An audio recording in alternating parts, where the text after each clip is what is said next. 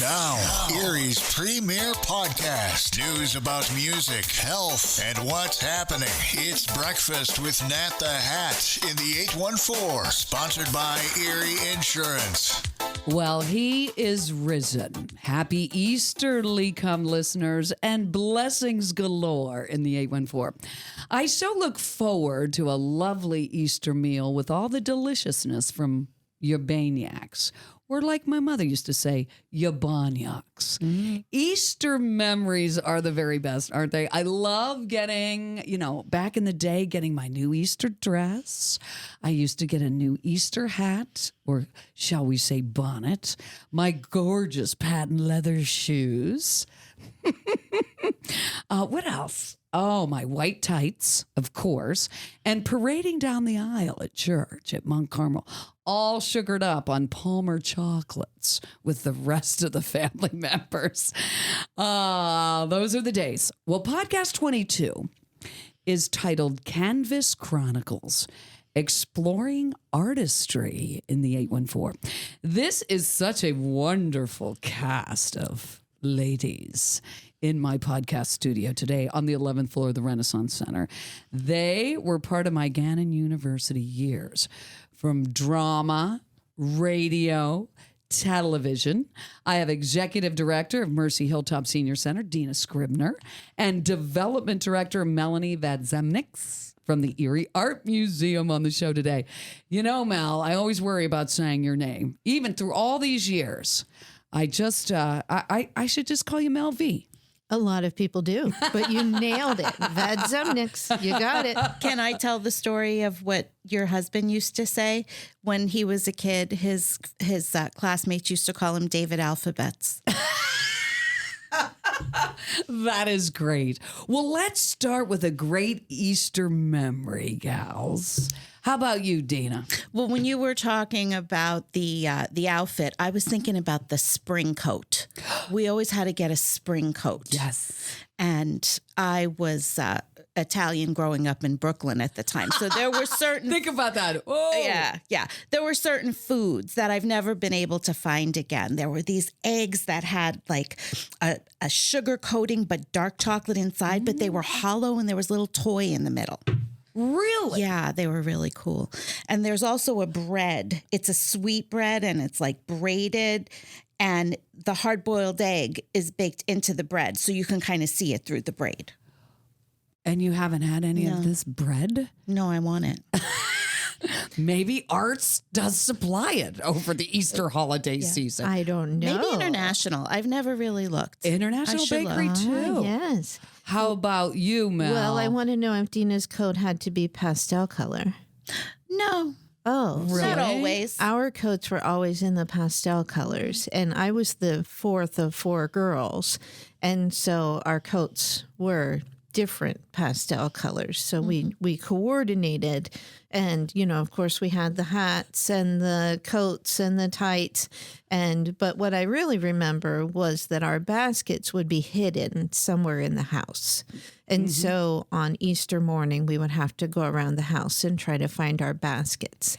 And somewhere within your basket was an egg that had your name on it. So if you found a basket, but then the egg wasn't your name, you just had to keep it a secret that you had seen a basket somewhere, And so you had to go looking for the basket that had your name. And then everybody would end up looking at each other like, yeah, I know, but I'm not telling you anything. So. Well, there were 8 of us, so they just lined them up.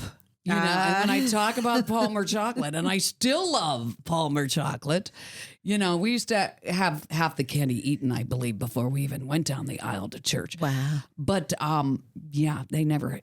And isn't it funny with kids today? They can't find anything, but they'll find that Easter basket, or they'll find those Easter eggs. Oh, yes. Yes. Well, I spent a couple of years with you girls at Gannon. We certainly made great memories with one another. And is it true that you both had a radio show in your senior year that gave you one practicum credit at Gannon?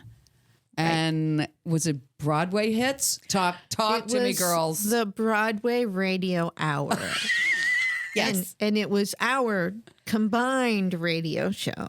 Yes, we did it together. And the reason we did it really is because we like doing theater the best, but we needed to get practicum points in another discipline.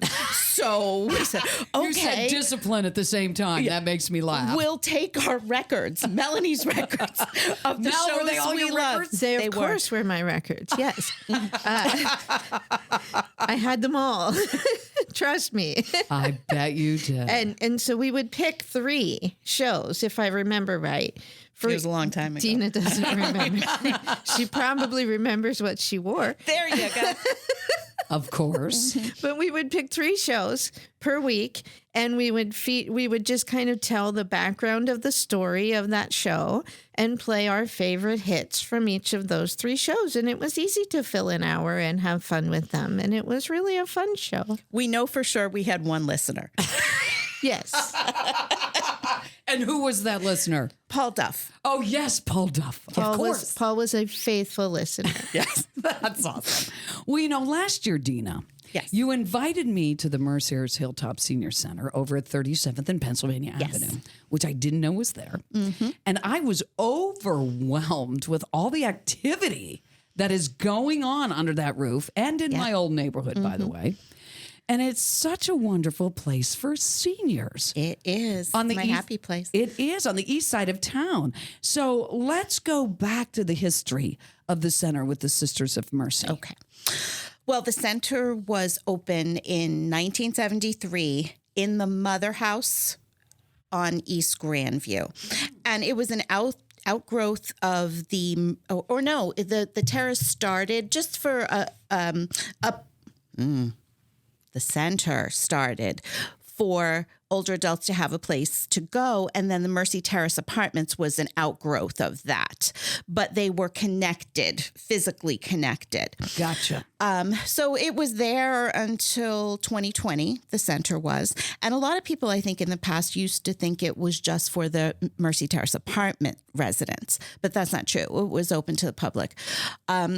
But in 2020, during the pandemic, Mercyhurst exercised their option to utilize that space that our center was located in. So we found that new building at Pennsylvania Avenue. What was in that building before you got in there? Because that's a beautiful building. In the building that we're in now, Yes. Pennsylvania Avenue, I believe at one time it was a church. I'm not sure what denomination. Okay. And then after that church left it, I believe an insurance agent bought it, but never moved into it. Gotcha. So when I see everything that's going on over at the center, what are the senior center's objectives? I believe there are some of those. There are objectives, and that is to offer programs that help keep our area older adults independent as possible for as long as possible in mind, body, and spirit. So all of our programs are geared toward that, to help keep these older adults independent. How did you end up becoming the executive director of the Hilltop Center? Okay. So for a long time, since the early 2000s, I was the admissions and marketing director at Sarah Reed Senior Living. So you had all the senior stuff under your belt. Absolutely. And the hard senior stuff. Yes. Even though I wasn't doing direct care, I saw it all. And it was hard. It was very hard. I'm sure. And the board of Mercy Hilltop Center is made up in part by professionals in the senior on the ground, say, in the senior field. So one of the board members mentioned to me that the executive director position was open. So I applied and I got it. And here I am and I love it. I know. And you know what? Let's start. First off, talking about the exercise programs. Now, I know I could probably get involved with Silver Sneakers over there, right? Yes. Okay. Yes. What other exercise? I know there's yoga. Yep. Chair yoga, qigong. It's kind of like a Tai Chi type thing. Gotcha. We have line dancing. The folks really enjoy the line dancing. Love it. It's not just country. There's other kinds of line dancing. We have ballet bar, which is so super cool. Does that mean you're hanging on to the bar? Yeah, we got a ballet bar from a grant. Nice. Yes. And when did the ballet bar come in? Yeah, they use it to support and dance. And I know, but when did you get that into the... when did I get that? Early, I want to say late 2023. And who teaches the ballet? Tana Hunter. She is a ballet instructor, has always been a ballet instructor at Mercyhurst. And she has a very storied history as a ballet dancer. She's amazing. Great. Well, then there's these Tuesday dollar movies. Yes. Like, it's just not exercise. We got a lot of other things ton going of on. stuff. Yeah. Yes. Music concerts. Yep. What kind of music you got going on over They there? love dulcimer music. Oh, maybe we have people who come and play the guitar, sing. I can think of someone maybe that we could get. I can surely do that. Sure. Yes. Yes. That we in the summertime we like to have outside music, and they like a lot of, I guess you would call it these days, boomer music. A lot of like 70s music kind of I'm stuff. there. Right? Yep. I'm a boomer girl. Yep. Let's go. Me too. So it's that kind of music. It's not the old fashioned big band stuff. I saw that there was a comedy hour. Is that coming up with Meg Malley? We had one. It was a couple of weeks ago. That went over really well. And we're going to have another one.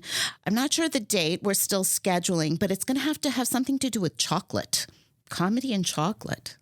So That sounds like great. it's I gonna wonder be if it'll fun. be Palmer. I don't know. Where do you get that anymore anyway? Dollar General has Get it. Dollar Tree has it. Which Dollar Tree should be the 5-quarter store now. It shouldn't be. It shouldn't be the Right. Dollar Tree. Anyway, but I love Meg Malley. She's great. She's a great gal. So then you got knitting. Knitting and crochet. We love love that it. group. They are the sweetest, the most friendly. Whenever we have students come in, to observe seniors or interact with seniors, sit with the knitters. We have them sit with the knitters, the knitting and the crocheting. They are so sweet. Do they do special things for maybe other nonprofits or to help the homeless? How does that work? Yes. So every year they make hundreds of hats, scarves, and gloves, and they donate them to one of the Erie Public Schools that has the community school program. Yes. From the United Way. Beautiful. Yeah. Great. A couple of years ago, we did Jefferson. This year, we did McKinley. And the parents actually call the school and they say, are the gloves there yet? Are the hats there yet? And we did another one this year for House of Mercy for refugees, hats and gloves and scarves for them. So we did 2 this season. So I can see the excitement about the knitting and crocheting because it goes a long way. Oh, yeah. In And our community. they're just the nicest people. And I know that you do have a nurse available. Yep. A social worker is available. Yep. You got a diabetes prevention class. Yeah, that's a bit. People love the diabetes prevention, and it's a really cool group. It's just people sitting around a table, sharing recipes, sharing food, sharing healthy shopping tips. And can I talk about our nurse? Yes. Okay. So our nurse Judy, she's been at the center for over 20 years. And the thing that's cool about it, like people think, oh, okay, well, maybe she just takes blood pressures. She does that.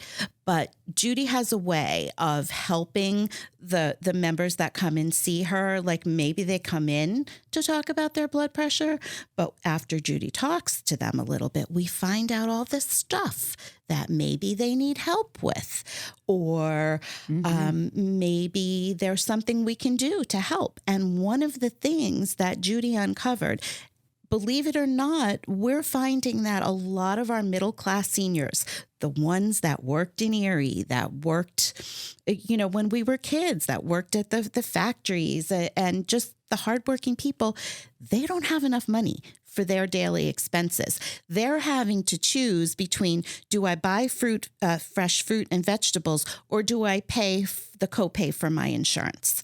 Because they're just right there where they don't have enough money to pay the higher prices, but they don't have little, so they don't get assistance. So they're right on that line. That they're on the cusp of. Yes. I get that. Yeah. So we're seeing food insecurity. And because the other thing is the cost of transportation. Some of them can't drive anymore, so they have to pay for the Lyft or an errand service. So the intervention we put in place is in the summer, every week, we're having a farmer's market right at the corner of 37th and Pennsylvania in our parking lot. So you think maybe someone's going in just to get their blood pressure taken, but a lot more is happening. She can help you write up questions for your doctor or make sense of your diagnosis or new meds and things like that. Nice. So it's really cool. No charge, free. So give us a story. Oh, share a story of one individual that has been coming to the Mercy Hilltop Senior Center, Dina. Oh, I want to say, I can't say their names. No, I want to, but there's two in particular that just tug at my heartstrings.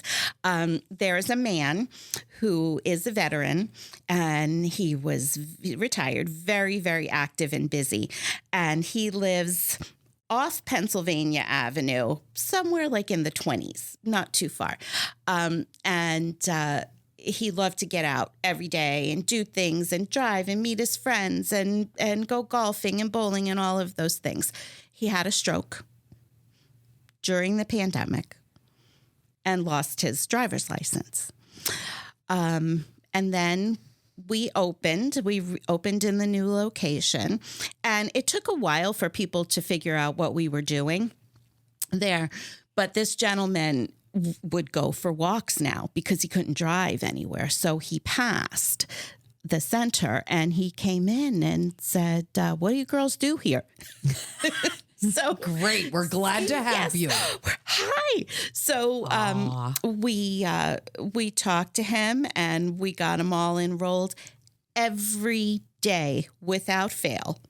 He's the first person at the center, comes, has his coffee, reads the newspaper, chats with us a little bit, and then goes on his way. But he says every time, you girls changed my life. Oh. We've done bowling trips where he goes and other people go. We have a van. You have a van. We have a van that we could take people fabulous. On activities. Then there's another gentleman. I could tell too many stories. I don't want to think just men, nice older little men that I feel happy to have. There was another gentleman that came to an open house, and he had recently lost his wife. And just getting out of the car, the story was on his face. I can read him. And he came into the center and asked some questions and was a little skittish, And so I did the tour, and he was on his way. And 2 or 3 weeks later, I popped it past the exercise room, and there he was for yoga. And he comes all the time, and he seems very cheerful. He's gained weight. He's engaged. It's great. But we have a lot of recent retirees coming in, lots of young, active seniors. And when I started, the median age of the people that were coming 2 years ago was 84, and now it's down to like 79. That's the average. How many seniors do you have over there right now? Enrolled in the center is close to 400. Active is well over 200. That's fantastic. It is. And in the past 2 years, in 2022, we welcomed 103 new members, and that was 22, 23. It was 123. It's crazy. So what's happening is the talk is getting out there on the east side of town. It sure there's is. A place to go. Yeah. And to be social and be around people your age and enjoy all the things that you have going on. It's Executive Director of Mercy Hilltop Senior Center, Dina Scribner, on Breakfast with Nat the Hat in the 814. Dina, let's talk about the art classes, because the art fills up the center. It does. And the art is absolutely beautiful. Yes, it's one of the highlights of our center. We have 4 art classes a week. If you're an art follower, I'm sure you know the name Joyce Perowitz. Oh, she is our art instructor at the center. So there's 2 classes on Tuesdays, 2 on Wednesdays, and you could be at any level. I mean, we have some, again, well-known local artists, Michael Camp, Kim Riley, Gudrun Richter. Those are some of the people that do paint at the center, and they are pretty well known. But then we have amateurs, people who are just coming in, and Joyce usually starts them with watercolor. But when people come into the center and they see the art that's hanging on the walls, it's pretty shocking in a great way. In a great way. That was one of the first things that I noticed when I walked through the center. I'm like, where did all this beautiful art come from? And of course, Mel, I see you shaking your head Nodding over some my of the head. some of the great artists. It's very impressive. My girl from the Erie Art Museum. Yeah. Yes. And just today, right before I left to come here, they were painting and were saying how meditative it was and relaxing. Sure. And now you have a gallery night coming up. Yes. Give us all the deets, girl. That is coming up on Thursday, April 11th. It's at the center. So if you ever were curious to what a senior center could be like, this is free, open to the public. You can just pop your head in, and I think you would be shocked, because I think it's not what one has in their mind of a senior center. So it's Thursday, April 11th from 4 to 7 p.m. There will be art available to view, to purchase. Oh, nice. There will also be... So this will be kind of like a fundraiser for you, too. Yes, it is a fundraiser. We are a nonprofit, and all of those dollars are very important. So the artists do keep the greater portion of the funds raised. We'll have paintings, but we'll also have prints and cards. There will be raffle items, kind of unique and different than what, again, your typical basket. Refreshments, wine and cheese, free and open to the public, 4 to 7. So 37th and Pennsylvania Avenue. Yes. Well, what about membership for those who may be interested in coming to the Mercy Hilltop Senior Center? There is a fee. Yes, there's a membership fee. Get ready, $25 a year. Wow. Yes. That's less expensive than my Polish club membership. I think so. Yes, and veterans get a discount. And that covers mostly everything for the year.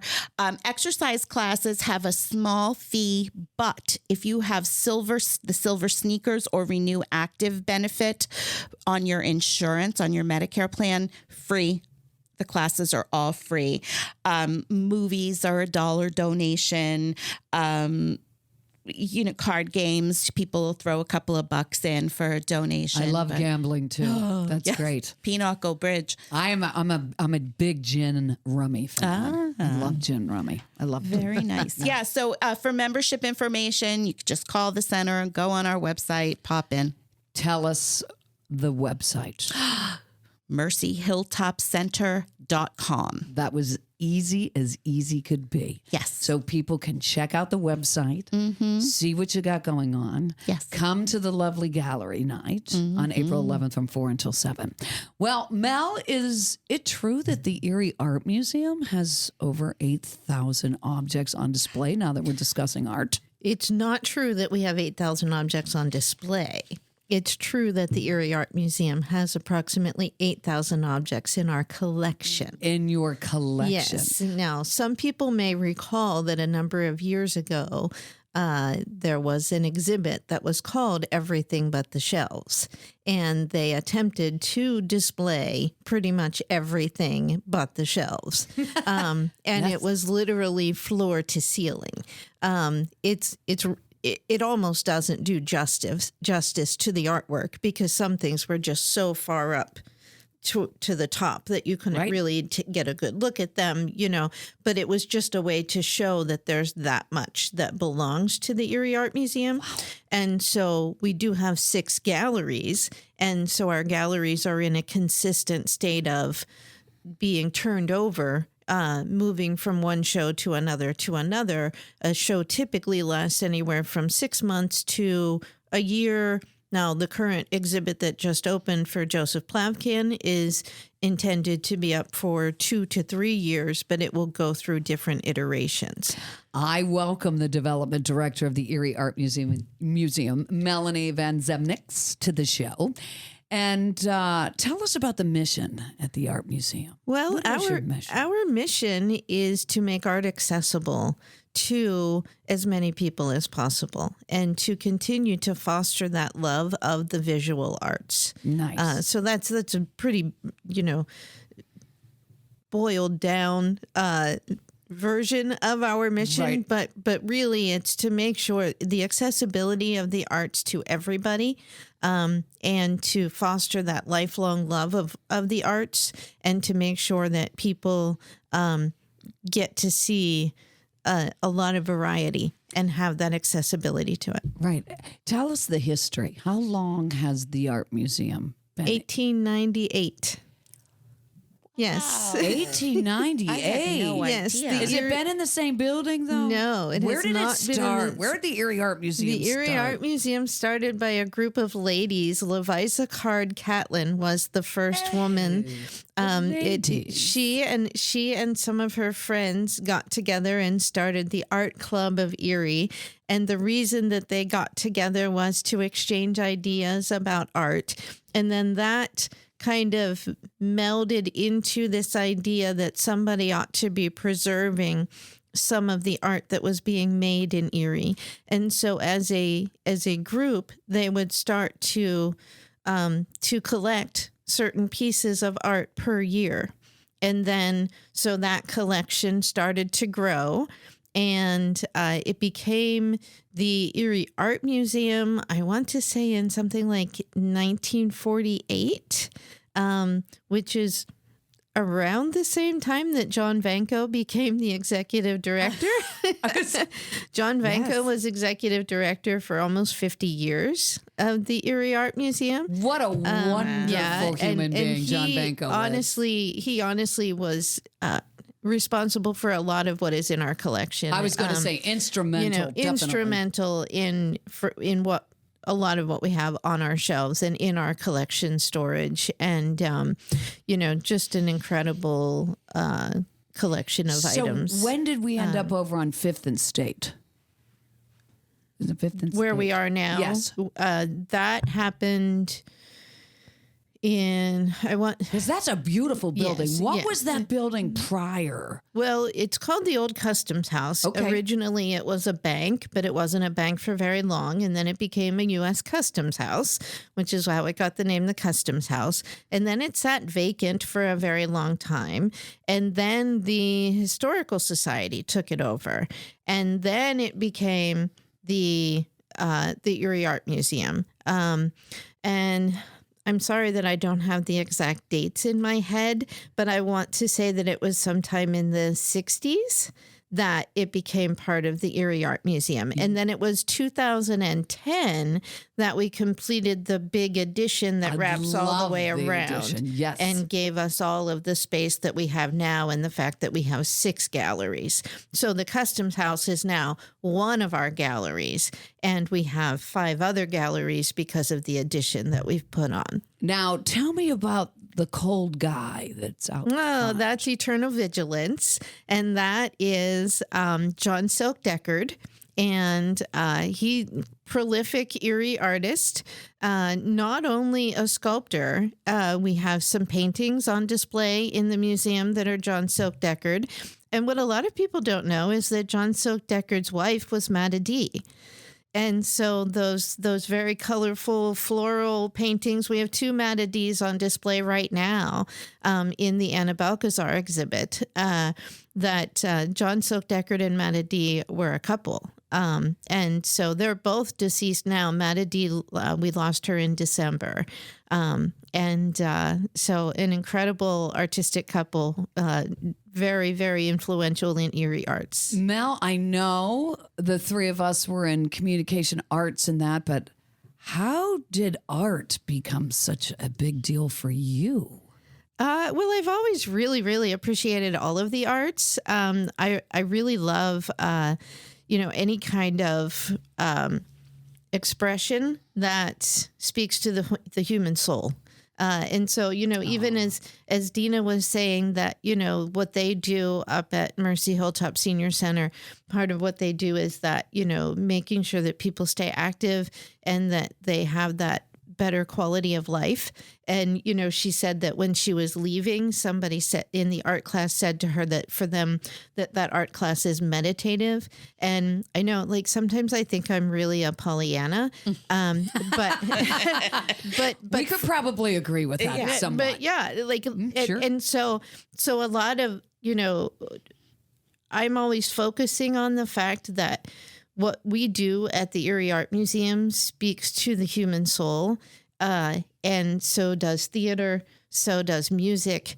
So, anything that can touch you to your core and that you can relate to and that transcends where you were born, what color you are, what your economic background is. Art transcends all of that, and it breaks down all of those barriers, and it helps us all to see that we're all the same in very, very basic ways. Ladies, it is Women's History Month, and both of you are making history with our seniors. Well, thank you. With the Art Museum. Mel, when did you start with the Art Museum? It wasn't too long ago. It hasn't been that long. I think it's been almost a year and a half. I started in early December of 2022. What a perfect place for you. Well, right, Dina? Yes, absolutely. I'm not that young anymore, and I say that, boy, it took me this long to find the job that I really, really love. I cannot imagine being in a situation like at the Senior Center and being around all these wonderful seniors, socializing, exercising, being friends with, finding new friendships and the love that comes with that. And then knowing that you, Mel, you're surrounded with great art. I get to walk through 3 exhibits to get to my office. It's truly amazing. It is. Yeah. Well, what is happening this spring? I know that there's like these 75 works for Nicole and Harry Martin's spring show. Can you give us an idea what that's all about? Yes. Well, the spring show is so exciting every year because it's eclectic. And it's representative of this region. So the spring show is open to artists who live within a 250-mile radius of Erie. And it opens in December, closes usually about mid to late January. I think this year we had about 455 entries, and we collaborate with Penn West Edinburgh's art department, and they choose a juror, and they choose from... It can be a juror. Now yes, I had no idea the spring show, that there is jurors involved in this. Yes. The spring show is a juried show. And the juror typically is somebody who has never been to Erie, knows nothing about the Erie art scene. And so the juror receives everything electronically with all names wiped out, doesn't know any names. They do get the artist statements and they get the visual of the art. And they have a big job to do because they have to narrow that down to approximately 75 pieces of art. So of those 455 pieces, 75 were chosen this year. And it's incredible because it's everything that you can imagine. There are watercolors, there are graphite drawings, there's oil paintings, there are sculptures, there are found objects. If you would like to see a woman's bust decorated with a whole bunch of ice picks and crystals, come on in and see it. It has Sounds shocking. It's a little bit shocking, but it has a message to convey. There are woven items. There are so many. There's photography.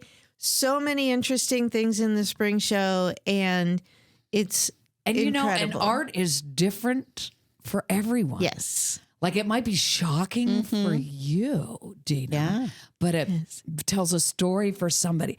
But that's right. Everybody looks at art different. Yes. Yeah. And you know what I love, and I've been to gallery nights before down at the Erie Art Museum, which I just love, and gallery nights where you go all over in downtown Erie. Yes.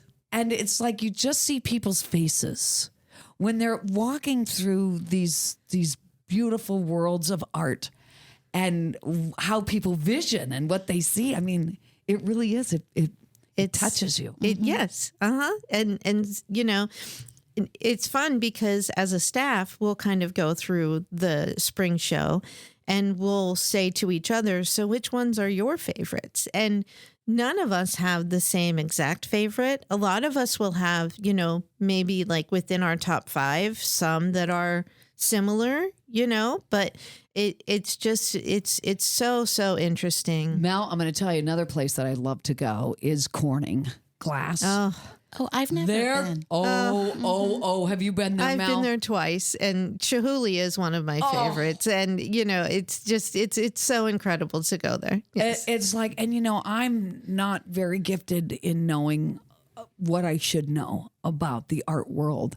But I know when I walk into a gallery like that one, or walk down into your facility, it really doesn't matter. Well, I'll do a little shameless plug because we do have a membership within our membership categories that is called the sustainability membership, and it's really our best option. And the sustainability membership is for 2 people, and it's $125 a year for the 2 people. But it gets you membership into the North American Reciprocity Museums. And there are a lot of museums in Buffalo, Cleveland, even there aren't as many in Pittsburgh, but there are a couple in Pittsburgh.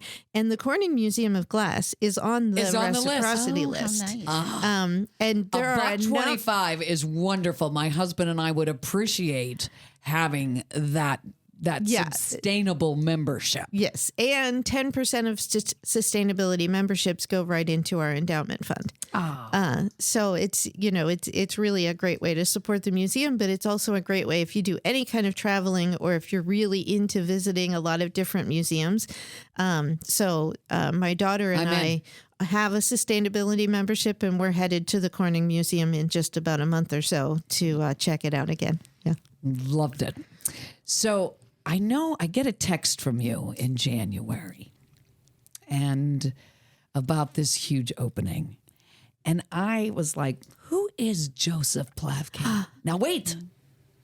Then I was truly excited when I started looking back into this man's history. Now, I have seen his works. I believe I've seen his works at the Erie Yacht Club. You've seen his works a lot. I bet I have seen them in more than one place. But so when you said about that, I had to look it up because I just haven't been around for a while. And I'm like, let me look him up. And this is The Making of an Artist. And I had no idea that he went to Academy High School. Mm-hmm. I didn't know that he was one of Erie's most influential painters through his works on canvas and in the classroom. I would say the most influential painter from Erie. Mm-hmm. Yeah. Is it true that he has numerous pieces in museums nationwide? It is true. Yes. Like, where else can we find Joseph Plavkin? Well, you're putting me on the spot because I don't know what other museums you will find Plavkan in, but I do know that the collectors of Plavkan are numerous. And around Erie, you will find him in the Maritime Museum. You will find him on Gannon's campus, on Mercyhurst campus, on Barron's campus.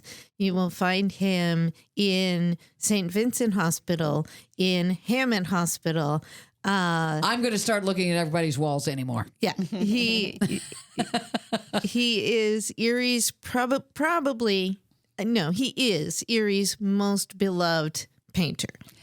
You know, he taught at my alma mater, Erie Tech High School. Erie Tech High School for 39 years or 40 years? I think like 39. Okay. And, you know, during my years at Tech Memorial, there was Roy Algren. He taught him. Vitus Kaiser. He taught him. I know. And I recently witnessed, because, you know, since January, you've had me on this discovery mode on Joseph. And I saw a video of Vitus Kaiser talking about him and about what Joseph taught him. I was like, this is fabulous stuff. Like, it's tremendous. It is. So I'm really glad that you text and you're like, I'd love to get on your show to talk about this. And I'm sorry it's taken this long, but he's going to be around for a while, right? Yes. At the museum. This Tell show me more. will be around for a while. Okay. So yes, this first iteration of the show, the Joseph Plavkan, The Making of an Artist, which really tells about the early part of his career, which I love this story. So he went to academy and his parents wanted him to get into a trade. So he gets sent to like a shop type of classroom, and he broke a piece of machinery or equipment or something, and the teacher kicked him out of the class. And he's wandering the halls trying to figure out, well, what do I do now? And he wandered into George Ivard's class. And he is, another famous Erie painter. He wandered into that classroom, got hooked on painting, and was being told, you have a very good talent. You can probably keep going with this. Why don't you consider the Pennsylvania Academy of the Fine Arts? That's all the way in Philadelphia. Well, this is 1920 something. And he's thinking, how am I supposed to get myself from Erie, Pennsylvania to the Pennsylvania Academy of the Fine Arts? So he painted 100 small landscapes, and he took them to Severn's Art Store, which is no longer in business here in Erie. Where was this art store? I believe it was somewhere on the east side. Okay. So he took them to Severn's Art Store, and they sold for $5 a piece. So when you come to the current exhibit of Joseph Plavkan, we were able to get our hands on 12 of those 100 original paintings that he did to fund his way to the Pennsylvania Academy of the Fine Arts. How exciting. And then you wander through like his early college paintings. And then you get to one that's called The Blue Pitcher. And that painting actually got him into the Carnegie International Exhibition of Paintings. And that show was juried. And it was juried by Henri Matisse. And the show was won by a painter named Picasso. My goodness. Yes. And that's big stuff. It was big stuff. Okay, so he met his wife, Catherine, at Pennsylvania Academy of the Fine Arts. She also is a fine artist in her own right. So we actually have some paintings by Catherine in this current part of the show. But now we're getting into the late 1920s and what happened at the end of the 1920s. The Depression. And so he had some works that were exhibited in Chicago, in Washington, D.C., but to crate and ship artwork is very expensive. Even today, it's very expensive. And so their best bet with a young marriage and already having a child was to come back to Erie and for him to take a teaching job. And that's how he ended up at Erie And that's how he Technical came back to school, to Erie, took the job teaching at Tech. There's a sense that he was on the cusp of becoming a great internationally known painter.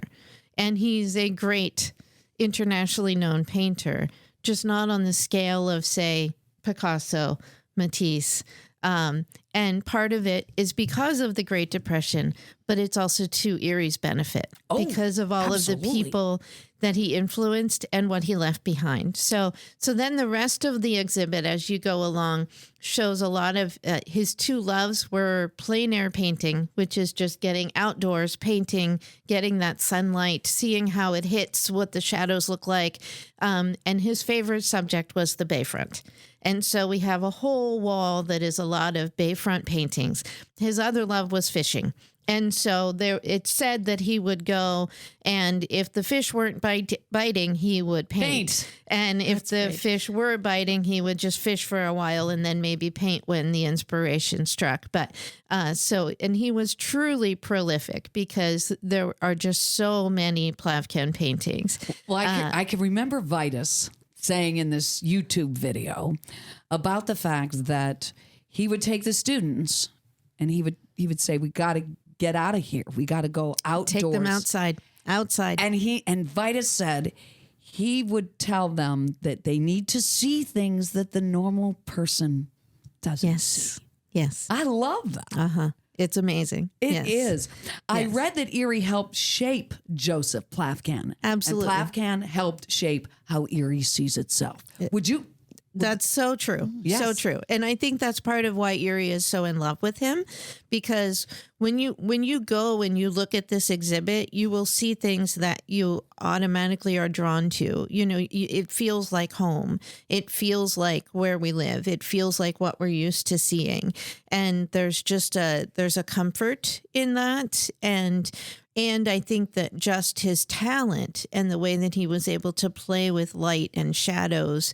And when in September, we'll be switching into like his later years. And in his later years, some people will know this, he got into more of like a neon phase and like bright colors and really interesting colors. And so like he changed through the years, which is really fun too. Sure. Yeah, it's really fun too.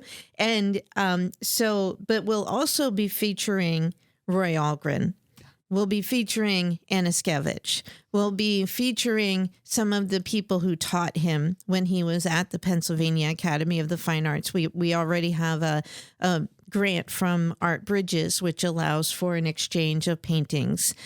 So we have some paintings that will be coming on loan to us for this specific exhibit. That's what I wanted to ask you. Who helps acquire this has been so much fun. This has been fun. This particular phase, we worked a lot with Steve Wood, who had Bayfront Art Gallery and has known Joseph Plavkan's works very well for a number of years, and also knew